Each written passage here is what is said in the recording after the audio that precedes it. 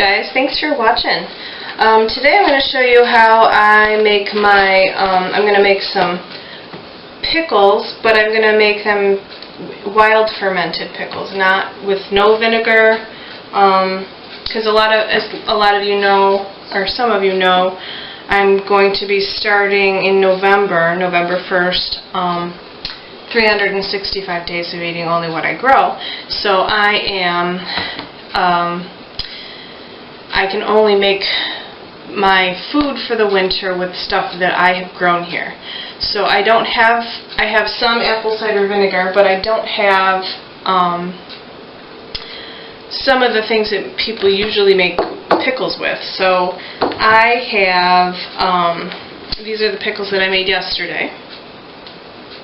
So I'm starting with all these pickles I picked this morning. These are all, I have 4 regular, these are the Market More cucumbers. And I like these for an all-purpose cucumber. These get big. Here's one of the bigger ones. I picked yesterday too. I had tons yesterday. Out of 4 plants, this is pretty good, because I do small batches and then I can just add to the jars as I pick. But usually, if you cut them up, you get a lot out of them. So these are Market Mores. These are an all-purpose slicing cucumber, and it's an old-fashioned variety. It's open-pollinated, and you can get them. This is one of the most popular ones because they're just really good. You don't want to use waxed cucumbers from the grocery store for pickles because they have a wax coating on them that's totally impenetrable. You can't even get through them. And then I have some of my English, the English burpless cukes. These are, they get longer like this. This is a smaller one, but they get the longer, and they're burpless. But I'm going to chop them up and make cucumber chunks.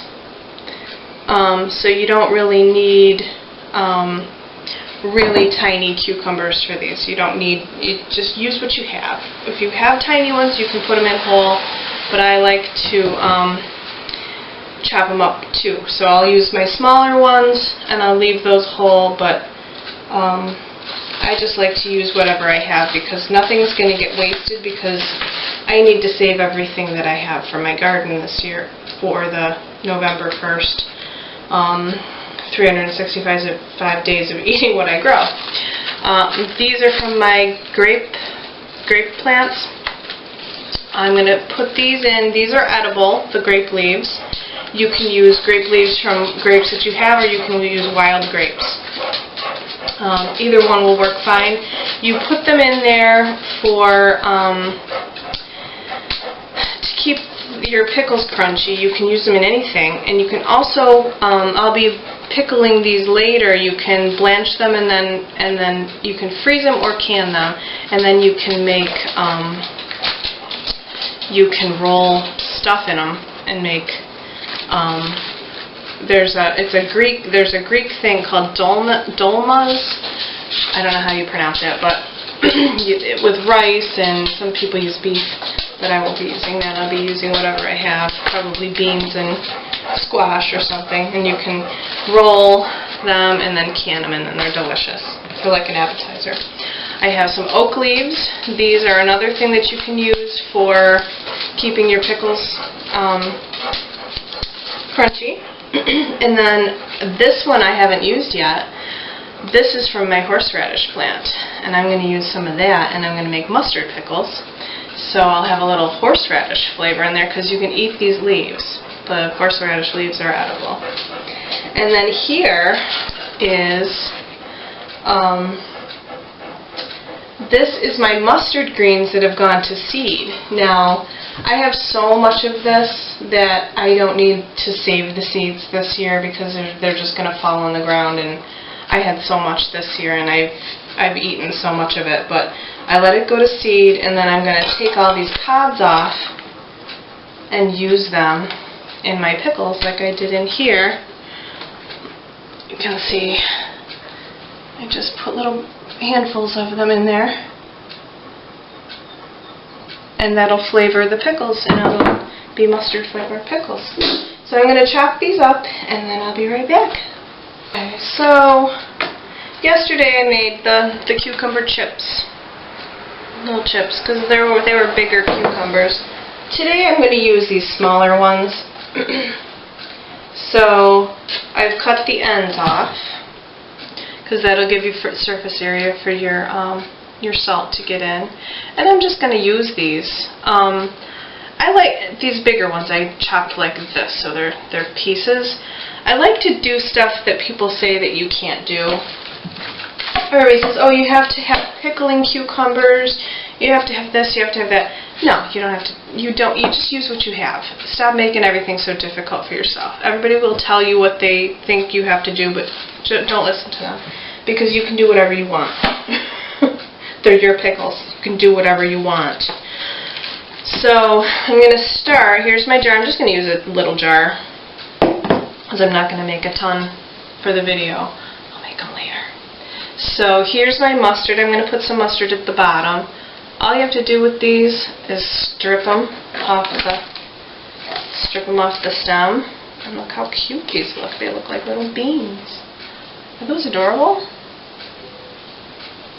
There's a little damaged one. So I'll stick some of those at the bottom. I'll rip off some horseradish, stick that in. Oak leaf, take the stem off. Cut the stem off, stick that in there.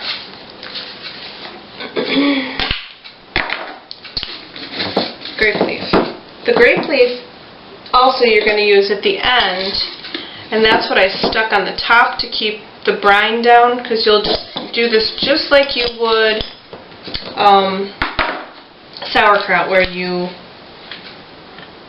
have the brine, but it's usually the cabbage juice that you use for sauerkraut. But so I'm going to stick these small ones at the bottom. I'll stick some of these. These are too big for this jar, but it's only for the video. You can use. I've used everything for jars. I've used glass. I've even used vases, because all you have to do is use a coffee filter for the top with a rubber band. Use whatever you have. You don't have to get, you don't have to buy special fermentation crocks. People are making money off of that stuff. That's why they want you to have them. So just use what you have, people. Use what you have, because it's not, this is something that you want to do frugally. You don't want to always be having to buy everything. So I'm just sticking these in here. And then for your brine, I like the pink Himalayan sea salt, but you can use any kind of salt. You can use pickles. Sorry, I had to change the old batteries in the camera. So, I was saying, you can use any kind of salt that you want. I'm using the Himalayan pink salt right now, but you can use anything you want. Doesn't matter, it's all salt. They've used different kinds of salt. They've used pickling salt for 100 years. What's the difference? You don't let people tell you. You're going to see lots of stuff on videos, YouTube, everything. Everybody tells you that you have to use certain kinds of water. This is tap water, and I've been doing this for years, and it's working just fine with tap water. If you have filtered or reverse osmosis or, whatever, Fiji water, I don't care what you use, but you can use anything you want. I'm using tap water. Our water here is pretty good. There's other places where the water's not great, but I am an advocate for using what you have, so that's what I'm using. So now that I've got all my stuff in here, you can layer your pickles with your other stuff. I like to use the stuff on the bottom, because then it filters through the whole thing, and then I'll put another addition on the top of the mustard and the horseradish and the oak leaves and the grape. Another thing you can use for, if you don't have grape leaves or oak leaves, you can use sour cherry leaves, and those seem to work good for keeping your pickles crunchy. So I'm going to just pour this in. Now this is 1 quart of water, any kind of water. If you want to use distilled water, filtered water, water from the spring out back, use that. Whatever you want. This is tap water. And then you just fill it so that all the bubbles, you want to release all the bubbles, get that to completely cover your stuff, because sometimes there will be a mold that will cover. Scrape that off. You can taste your pickles after like 4 days. 4 weeks is probably the best, especially in the summer, but it's going to be different depending on how the temperature is outside. You want to keep tasting this. Scrape any mold that is on the top, which sometimes I get mold and sometimes I don't, but it's not. You have to. If it smells really weird, you discard it. And if you have strings of mold going down the middle, like the kombucha does, this is fine for kombucha, but not for pickles. If you have strings hanging down, just throw them away and start over. But for this, you should be fine. If you have a little mold, just scrape it off, and then keep all of your pieces under water, under the brine.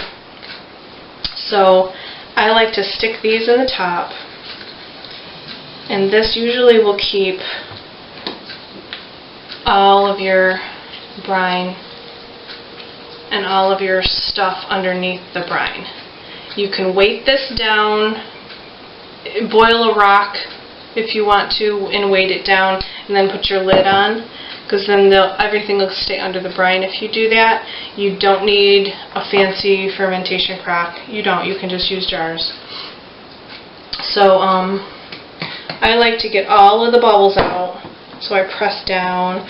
You can take, I always have chopsticks around. I love chopsticks for there's so many uses for chopsticks, so keep those in they're really, really inexpensive. You can put them, I put them in the dishwasher, but you can just rinse them, just get all your, hi Callie, get all your bubbles out of the bottom. And then you can, I always like to date them, put the date on the bottle, or on the jar, and then wait about 4 weeks, but keep tasting them. After about 4 days, you can taste your pickles and just see what they taste like. If you like the taste, keep eating them. Eat the small ones first. Keep the bigger ones, because they'll take a little bit longer to ferment or to flavor. Another thing about the salt, if you want to use, I use 2 tablespoons for 1 quart of water. If you want to use more salt, it will take less time for them to be ready, and they'll last longer. They'll be preserved longer, but sometimes they're too salty to eat, so you have to do a desalinization process where you soak them and get all the salt off. So if you don't want to do that, this is this is about 3.6% brine, which means the amount of salt that's in there. So this is just what works for me. If you are, if you want to keep them on the counter for longer, I do about 4 to 6 weeks, and then after that I put them in the refrigerators to stop the brine, or stop the ferment, because they you want to keep tasting them, and however you like them is when you want to stop the fermentation, so that it'll slow down in the refrigerator, so that's when you put them in the fridge. So I'm just going to label these and have my no-nonsense fermented, wild fermented pickles with no vinegar. So if you like this sort of stuff, make sure you start following me, like this page, or subscribe. You know what I mean. Thanks for watching, you guys.